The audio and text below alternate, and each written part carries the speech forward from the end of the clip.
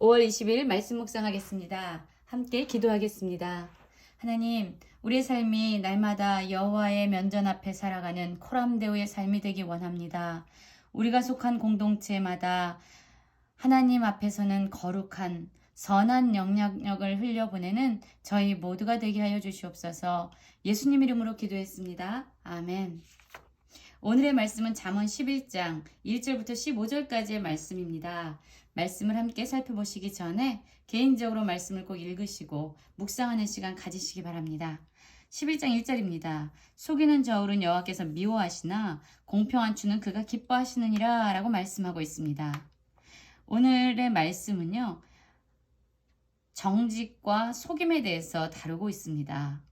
그리고 하나님께서는 정직함, 공평함을 기뻐하시고 또한 속인 거짓을 미워하신다라고 말씀하시죠. 무게를 잴 때는 저울을 사용합니다. 길이를 잴 때는 자를 사용하고 마음을 잴 때는 마음을 사용한다고 하죠. 거래를 함에 있어서 저울은 물건을 재는, 무게를 재는 그런 도구가 되어지는데요. 어떤 사람들은 이 저울을 속입니다. 왜냐하면 자신의 유익과 이익을 위해서 거짓된 방법을 사용하는 거죠. 다른 사람은 모른다고 생각할 수 있습니다. 그러나 하나님께서는 그 모든 것을 보고 계시고 알고 계십니다. 그래서 하나님은 이렇게 속이는, 자기의 유익을 위해서 다른 사람을 속이고 기준을 무너뜨리는 이러한 거짓된 행위를 싫어하신다고 분명하게 나와 있습니다. 또 하나님께서는요, 교만을 싫어하십니다. 이 교만의 끝은요, 욕이라고 말하고 있습니다. 모든 명예가 실추됩니다. 그러나 겸손은 바로 지혜 있는 자가 가지는 성품입니다. 겸손한 자에겐 지혜가 있다라고 얘기하죠. 여호와 하나님을 경외하고 하나님이 어떠한 분이신지를 알면 알수록 우리는 우리 자신이 얼마나 연약한지를 보게 되기 때문에 겸손할 수밖에 없습니다. 그래서 진짜 지혜를 가진 자들은 겸손할 수밖에 없는 것입니다. 3절에서도 이 정직과 성실에 대해서 말씀하고 있습니다. 하나님께서 기뻐하시는 이러한 정직 그리고 성실은요, 그의 삶을 인도하는 등불이 되어집니다. 그러나 이와 반대로 사악한 자들, 악인들의 그런 패역함은 스스로를 멸망하게 하는 결과를 가져온다라고 이야기하고 있습니다. 4절에서는 이렇게 말합니다. 재물은 진노하신 날에 무익하나 공의는 죽음에서 건지느니라 라고 말하고 있죠. 사실 이 세상을 살아갈 때에 재물은 우리 모두에게 필수적인 것입니다. 필요하죠. 그런데 사실 하나님께서 이 땅을 심판하시는 그 마지막 때에 이 재물은 사람의 생명을 구할 수 없습니다. 사람의 안전을 보호할 수도 없지요. 그래서 그때 우리는 비로소 알게 됩니다. 이 세상을 살아갈 때 재물은 유용하지만 우리의 영원한 생명을 지켜줄 수 없다라는 것을 알게 되죠. 그러나 그와 반면 이 공의, 하나님의 의로움을 가지고 있는 사람들은요, 죽음의 순간, 멸망의 순간, 진정한 생명의 근원 되신 하나님 안에서 건져짐과 구원을 받게 된다라고 이야기하죠. 그래서 우리가 추구해야 될 것은요, 재물이나 부요함보다는 공의로움과 하나님의 의로우심을 추구해야 되고 사모해야 된다라고 말하고 있습니다. 5절입니다. 완전한 자의 공의는 자기의 길을 곧게 하려니와 악한 자는 자기의 악으로 말미암아 넘어지느니라.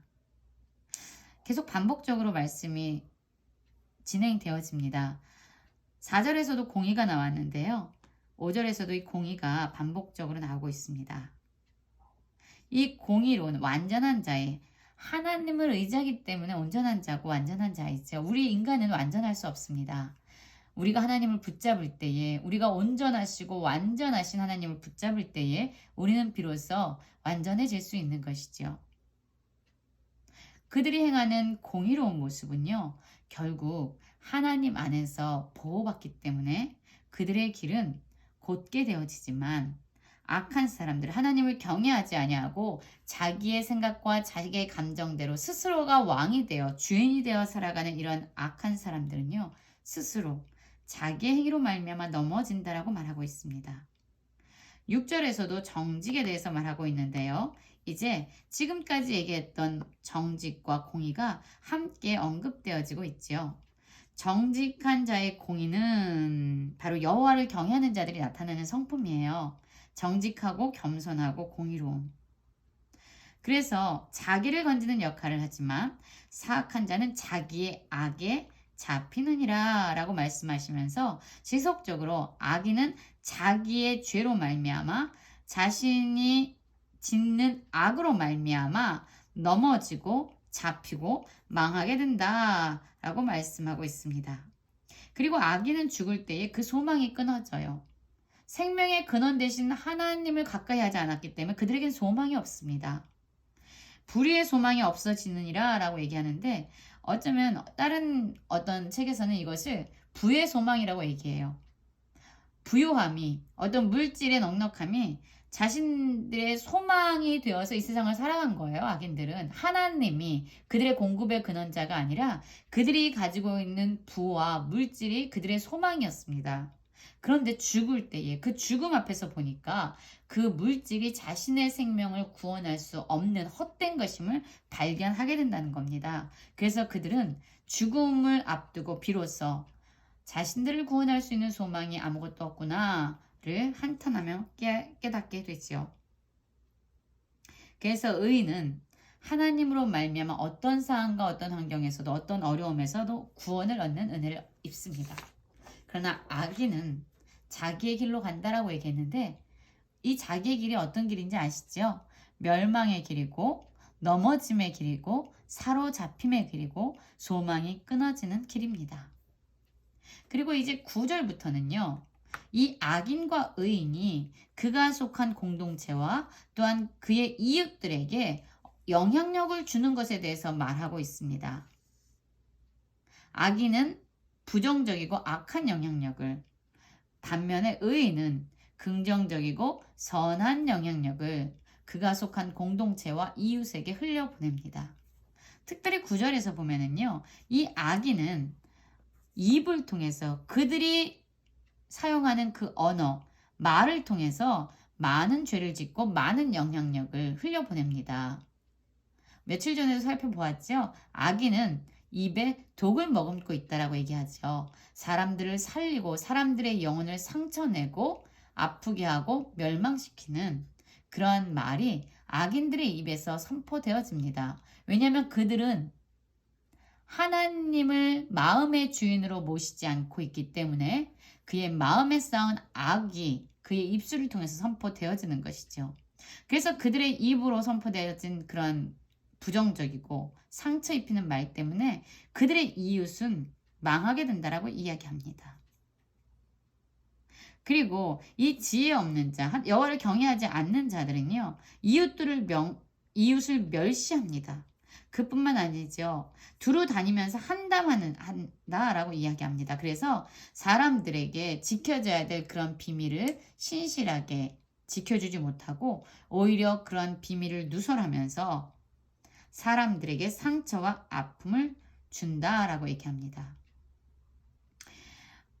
이 악인이 이 이웃들에게 또한 그가 속한 공동체에게 많은 악한 영향력을 주는데 그 대부분이 그들의 입술을 통한 말로 주는 영향력인 거죠. 그래서 너무나도 안타까운 것은요. 이 악인이 패망하면요.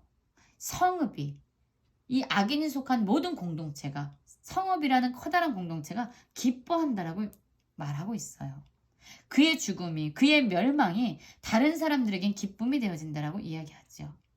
그러나 이와 반대로 의인은 선한 영향력과 사람을 살리는 영향력을 흘려보냅니다. 의인은 그의 지식으로 말미암아 구원을 얻을 뿐만 아니라 또한 성읍은 정직한 자의 축복으로 인하여 진흥한다라고 얘기합니다.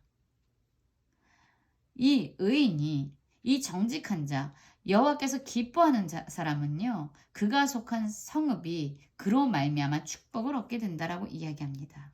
그리고 그는 반드시 지켜져야 할 비밀을 신실하게 지킴으로 말미암아 이웃에게 평안을 줍니다. 그 결과 의인이 형통하면은요, 성읍이 즐거워한다라고 얘기합니다. 의인이 성공하고 형통하는 것이 그가 속한 모든 공동체에게 기쁨이 되는 것이죠. 왜요? 의인은 자신이 가지고 있는 모든 것을 나누고 흘려보내는 그런 축복의 통로이기 때문입니다. 그리고 15절에서도 마지막에 이 말씀을 다시 한번 언급합니다. 타인을 위하여 보증이 되는 자는 손해를 당하여도 보증이 되기를 싫어하는 자는 평안하리라. 보증은요, 바로 자신을 믿고 사람에게 어떤 돈을 꿔주라는 스스로가 보증이 되어지는 거잖아요. 그런데 사람은요, 사실 자기를 신뢰하도록 사람들에게 권면할 수 없는 존재입니다. 오늘 죽을지 내일 죽을지 한 치 앞도 스스로의 삶을 아는 사람은 없어요. 나를 믿어라 라고 말할 수 없죠. 그런데 이 보증을 서는 사람은 가난하고 재정적으로 어려움에 있는 사람을 직접 구제하거나 자신의 것을 나눠주기보다는 자신을 신뢰하고 이 사람에게 돈을 빌려주라고 보증이 되어주는 거예요. 사실 위험한 일이죠. 거짓된 약속입니다. 그래서 이 보증을 서게 되는 자는요, 손해를 마침내 당하게 된다라고 얘기해요. 그래서 하나님의 말씀은 우리에게 보증 서는 것을 서지 말라고 말씀하시죠. 서는 것을 원하지 않으세요. 오늘 말씀을 묵상하면서 저는 이런 생각을 합니다. 정말로 여호와를 경외하는 자들은 정직함과 공의로움으로 살아야 된다. 어떠한 재물이 우리의 마지막을 지켜줄 수 있는, 우리의 생명을 지켜줄 수 있는 그러한 울타리가 아니라 여호와 하나님만이 우리를 구원하실 수 있는 분이다. 그리고 우리가 속한 공동체에 많은 선한 영향력, 그들을 살리는 영향력 흘려보내서 우리가 속한 공동체가 우리로 말미암아 즐거워지고 행복해지고 평안해지는 그런 복이 우리를 통해서 흘러갔으면 좋겠습니다. 모든 성도님이 그러한 삶을 살아가시기를 간절히 기도합니다.